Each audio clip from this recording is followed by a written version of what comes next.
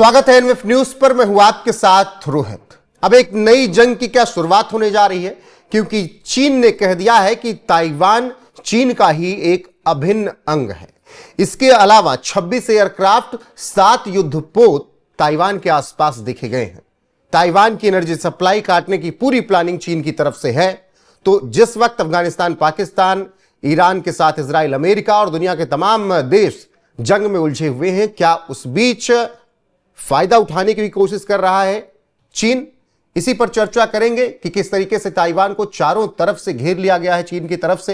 मेरे साथ वरिष्ठ पत्रकार पंकज प्रसून है। पंकज जी, क्या चीन को यह समझ में आ गया है कि अभी अमेरिका भी उलझा है, ईरान भी उलझा है, उधर रूस भी उलझा है, यूक्रेन भी, किसी की नजर नहीं पड़ेगी, ताइवान पर अपना कब्जा, प्रभुत्व पूरी तरीके से जमा लो?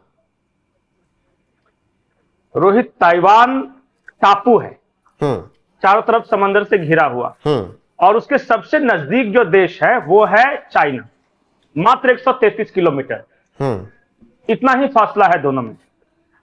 26 एयरक्राफ्ट वो लगाए गए हैं, पोत लगाए गए हैं, नेवी लगाए गए, चारों तरफ से ब्लॉकेड कर दिया गया है। इसके अलावा ताइवान में जो भी एनर्जी सप्लाई होती है वो समंदर के रास्ते होती है। उसको कट करने की योजना है कि मेरी मर्जी के बिना न तुम्हारे पास गैस पहुंच सकेगा, न तेल पहुंच सकेगा। अब चलाओ देश को, कैसे चलाओगे? और आज की तारीख में कोई भी देश ताइवान को मदद करने नहीं पहुंच सकता, क्योंकि ताइवान को सबसे ज्यादा मदद करता था अमेरिका। तो अमेरिका तो खुद ही ईरान में उलझा हुआ है। रशिया जो है वो यूक्रेन में उधर उलझा हुआ है। आपने ही कहा, इंपॉर्टेंट यह है कि ताइवान पे चाइना कब्जा करने जाएगा तो तुरंत उसकी मदद करने कौन पहुंचेगा? सिवाय भारत के कोई भी देश आज की तारीख में इतना फिलहाल उसको मदद नहीं दे सकता जल्दी में। एक और इंपॉर्टेंट बात मैं बताऊं, 3rd air defence system Taiwan में तैनात था पहले। जैसे ही ईरान के साथ झगड़ा हुआ, अमेरिका ने वहां से विड्रॉ करके वो गल्फ में जाके तैनात कर दिया, तो एयर डिफेंस सिस्टम भी उसका वीक हो गया है। अब तो सबसे महत्वपूर्ण बात है कि करेगा क्या? एक टापू पे कब्जा करके चाइना क्या हासिल कर लेगा? वही सवाल है। अब स्ट्रेटजी समझिए। सेमीकंडक्टर पे आएंगे, चिप्स पर आएंगे कि किस तरीके से उसे एक बड़े मार्केट की तलाश है, लेकिन उससे पहले सवाल यह कि क्या ये एक अमेरिका को भी सबक सिखाने की रणनीति चीन की है ताइवान पर कब्जा करने की?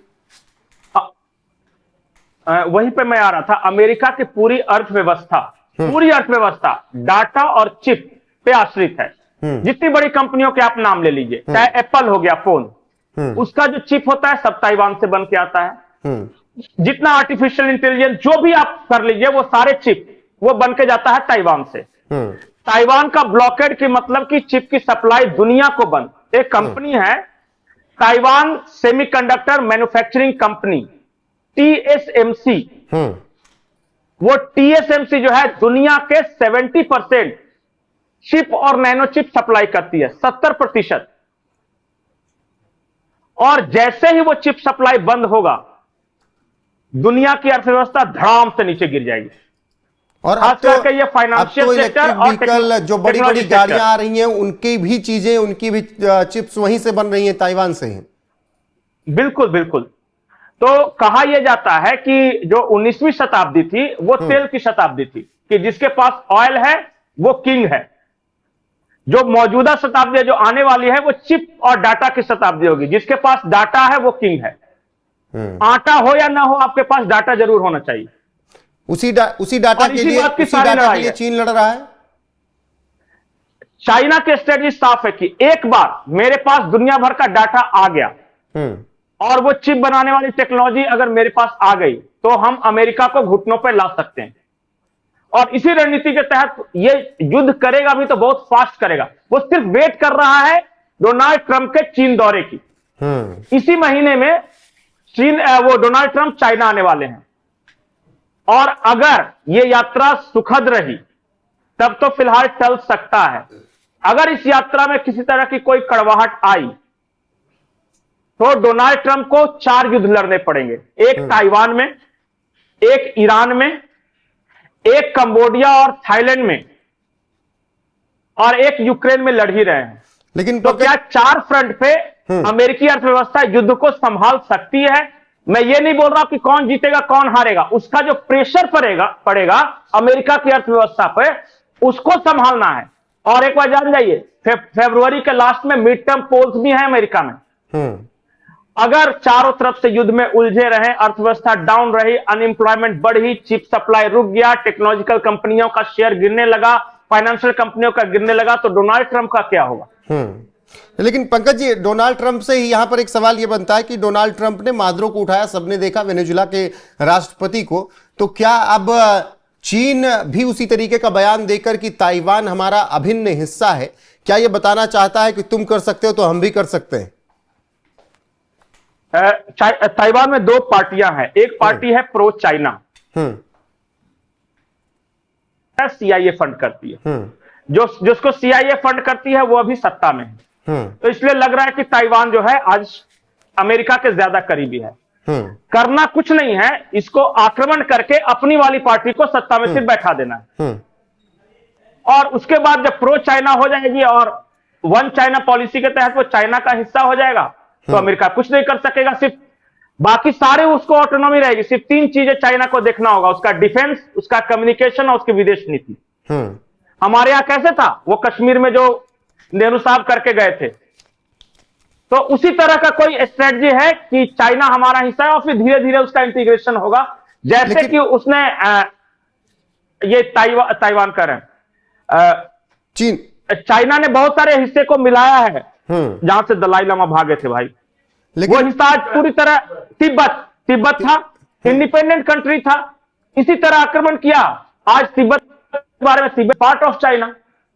बिल्कुल वही स्ट्रेटजी अपनाई जा रही ताइवान को लेकर। लेकिन पंकज जी, जब आप ये कहते हैं, मतलब शी जिनपिंग कि अभिन्न हिस्सा है, उसी बीच आप 26 एयरक्राफ्ट 7 युद्धपोत तैनात कर देते हैं, उसी बीच आपके लगातार विमान ताइवान के आसपास इर्द गिर्द घूमते हैं उसके द्वीप के, और चीनी नौसेना का जहाज भी ताइवान के चारों ओर तैनात होता है, तो क्या ये नहीं दर्शाता है कि अगर मान गए तो ठीक है ताइवान वाले, वरना फिर तुरंत एनर्जी सप्लाई काटी जाएगी, इसके बाद फिर अटैक होगा?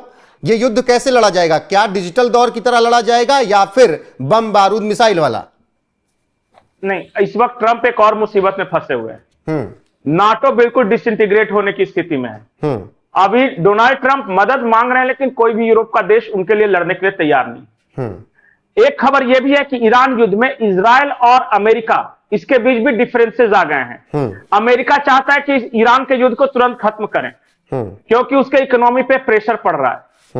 इजराइल चाहता है कि जो हमने शुरू किया वो अपने टारगेट को अचीव करे तब खत्म करे। आप दोनों के बयान में देखिए, नेतन्याहू कह रहे हैं कि हम जब तक इस रेडिकल इस्लाम को वहां से समूल नाश नहीं करते तब तक ये युद्ध खत्म नहीं होने जा रहा। और डोनाल्ड ट्रंप हर दूसरे दिन कहते हैं कि अब हम जीत गए, युद्ध खत्म हो गया, और फिर एक मिसाइल मार देता है ईरान। वो प्रेशर में है क्योंकि कोई उसकी मदद नहीं कर रहा है। अकेले लड़ने की आदत नहीं है अमेरिका को। और याद रखिएगा, दूसरे विश्व युद्ध के बाद अमेरिका को युद्ध जीता भी नहीं है, अफगानिस्तान से भी भागे हैं, एक वॉर नहीं जीता है, वियतनाम से भी भागे हैं। तो जो देश नाटो के साथ मिलकर वियतनाम और अफगानिस्तान नहीं जीत सकता, वो अकेले क्या ईरान जीत सकता है? और फिर ये ताइवान वाला संकट आएगा तो चाइना से कैसे लड़ेगा? बिल्कुल ये सवाल होगा। हवा पानी देना एक अलग बात है, लेकिन आप जरा समझिए कि डायरेक्ट इंपैक्ट होगा यूएस इकोनॉमी पे। यूएस की बड़ी बड़ी जो टेक्नोलॉजी कंपनियां हैं, ये फेसबुक आप देख रहे हैं, ये ट्विटर देख रहे हैं, ये स्टारलिंक वाला देख रहे हैं, ये निविडा देख रहे हैं, कहां से ये सारे चिप लाएंगे? एप्पल कंपनी देख रहे हैं, ये सारी कंपनियां भरभरा कर गिरेंगी। जब आपका 71% मार्केट, दुनिया की मार्केट 71% डिपेंड हो किसी पर, तो ये बात समझा जा सकती है कि आप चलिए, ईरान स्ट्रेट ऑफ हॉर्मुज से तेल का संकट पैदा कर रहा है, तो उसी तरीके से पावर तो ताइवान के पास भी है, वो भी संकट पैदा कर देगा। आप मेरा तेल रोकोगे, मैं आपका डाटा रोक दूंगा। अब आ जाओ, बैठ के बात कर लो। फिर आटा पक नहीं पाएगा किसी पे। अब देखिए डोनाल्ड ट्रंप है, वो क्या करते हैं। अगर चाइना ने, देखिए लिवरेज की स्थिति होती है कि जब भी आप बात करने जाते हैं तो मेरे पास लिवरेज क्या है। डोनाल्ड ट्रंप के पास लेवरेज है कि तुम्हारा तेल सप्लाई लाइन काट दूंगा, वेनेजुएला को कब्जा हो गया हमारा, ईरान पे कर दिया, स्टेट ऑफ हॉर्मुज से नहीं जाएगा, स्टेट ऑफ मलक्का से तुम्हारा कर दूंगा। तो चाइना बोलेगा ठीक है तुम मेरा तेल रोको, मैं तुम्हारा डाटा रोक दूंगा, चिप सप्लाई बंद कर दूंगा। ठीक है पंकज जी, फिलहाल बात कर लो। बिल्कुल। और चीन पूरी तरीके से ताइवान पर अटैक कर रहा है और उसने कह दिया है कि ताइवान हमारा ही अभिन्न हिस्सा है। शी जिनपिंग का बयान है। ऐसे में अब क्या एक और लड़ाई लड़नी पड़ेगी ट्रंप को भी, अब उनके इस दौरे पर तय हो जाएगा। बाकी क्या सिनेरियो बन रहा है वो डिटेल्स आप यहां पर देख ही रहे थे और हमने विस्तार से उस पर चर्चा भी की है। बने रहिए हमारे साथ, जो भी अपडेट आएगी दुनिया के किसी भी युद्ध से वो एनएमएफ न्यूज पर आपको मिलती रहेगी लगातार। अभी के लिए बस इतना ही, नमस्कार।